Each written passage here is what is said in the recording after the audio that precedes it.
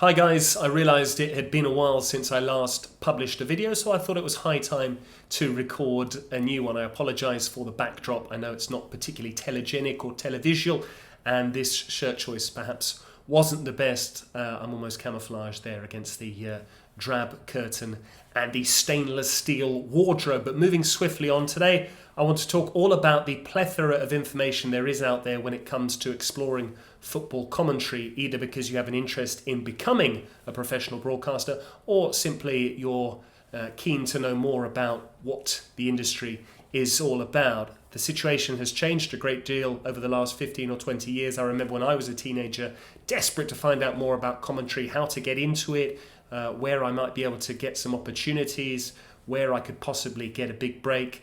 There wasn't too much information out there, but naturally with the development of the internet, with the rise of podcasts and social media, there is so much more information out there. So I wanted to almost collate some of that, bring it together, and hopefully if I can help one or two people that are interested in finding out more about the subject, then this video can be the place for them. We'll start with the traditional printing press then. There are a lot of books about the subject, thankfully. If you want a first-person account of the career of John Motson, you can read his autobiography. Similarly, you can hear all about tales from the commentary box by illustrious names such as Barry Davies. Ian Crocker, in particular, drew a lot of praise for his commentary of Scotland qualifying for Euro 2020 recently. He's written a book on the subject. I'll try and put some links down below in the description to books about football commentary because naturally there's a wealth of information in there.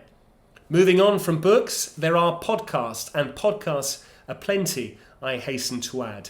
Nick Heath, who became almost notorious during lockdown with his live commentary videos, has done a wonderful series called Q Commentator, which doesn't focus solely on football commentary either. There are broadcasters from all across the sporting spectrum, and there is a lot of good information there. Nick is a brilliant interviewer, I must say. But there are also other podcasts, Voices of Football. There's All Football Commentators Are Geeks, which was done by Sam Matterface, now ITV's lead commentator. There's Kitchen Island Commentators, which is a real niche, if you will. That's commentators talking about other commentators that have inspired them. And Next Big Thing, which is one that I enjoyed in particular recently. So naturally, if you were to listen to all of the episodes on the back catalogue of those various podcasts, you can glean a lot of information from the commentators telling their story, where they started, any mistakes they might have made, where their big break came, possible rejections early on, how they see the industry developing, stylistic differences between TV and radio. The information is out there, and you have to thank those colleagues that have taken the time to organise and conduct these interviews. Those podcasts really are a wealth of information, and I immensely enjoy them, I have to say. Moving on from that, note-taking was always a bit of a mystery to me, and I was very curious about the process. What does a commentator prepare before a match? What are they writing down? What are they glancing down at during the match so that they can then inform the viewer, so that they can then enhance the broadcast? And I'm very encouraged to say there's a recent trend in the industry whereby commentators are almost publicising their upcoming assignments by posting a photo of their commentary notes to show what game they're doing.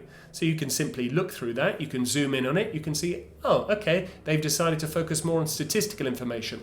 There's some anecdotes as to what the player's been up to off the pitch, and you can try and strike the balance there. Commentary notes have almost become iconic in certain cases. Well, indeed they have, because Clive Tilsley has managed to create this sideline industry whereby his commentary charts have now been developed into works of art, I suppose. They're very aesthetically pleasing. People are buying them, framing them, having them as mementos, be they ex-pros, be they fans of a particular club, a specific iconic match, Manchester United winning the 1999 UEFA Champions League final, for instance. And that is very useful as well. You can zoom in on that. His handwriting is so pristine, so clear, so crisp, that you can make out every single dot of I and cross of T.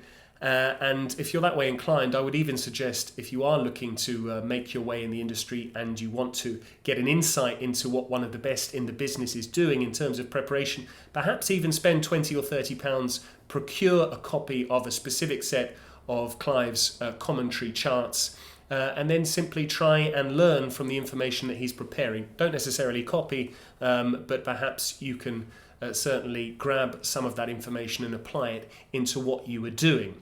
There are also forums on the subject. I've just mentioned Clive Tilsley a few years ago. He set up a football commentators forum, which sadly has been discontinued, but there's still a lot of information on there. In particular, I enjoyed the series where Clive interviewed and then transcribed those interviews with some famous names from the industry, including the likes of Martin Tyler. You can see their career trajectory. You can hear all about their specific rejections, how they persevered, and what they think about things going forward. So definitely worth checking out. As I said, I'll put all of this information down in the description below. You can also attend courses on football commentary.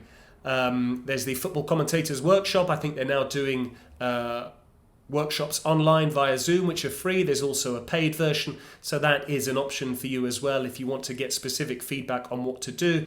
And finally, lest we forget, there are other forums as well. There's Digital Spy, which has the diabolical number of 666 pages on their most recent discussion about football commentators. That is essentially just a list of which commentator did which match for which broadcaster. Occasionally they might talk about what a certain broadcaster did stylistically, whether or not they enjoyed a commentator's performance. Again, you can take that with a pinch of salt because much like social media, it is rather subjective. It is just one person's opinion, but that can give you a lot of insight into who's doing what, and you can keep an eye on which names are doing which games for who.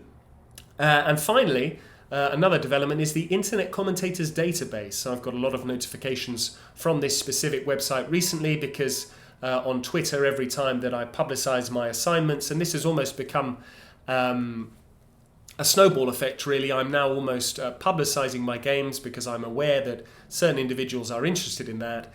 So every time I do that, I get a notification, and that game will be registered on the Internet Commentators Database. This can be, more than anything, a source of encouragement, just to show you that if you are an English language commentator in particular, just how much work is out there for various different organizations.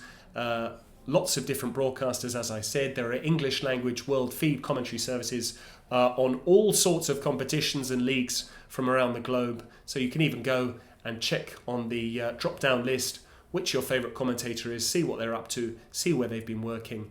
And that can certainly drive you forward and inspire you that you can indeed make a career out of football commentary full-time, and you can earn a decent living doing so. So as I said, I'll put the links to all of these various resources down in the description below. If this has helped to serve at least one person, then it will have done the trick. But that's all for now.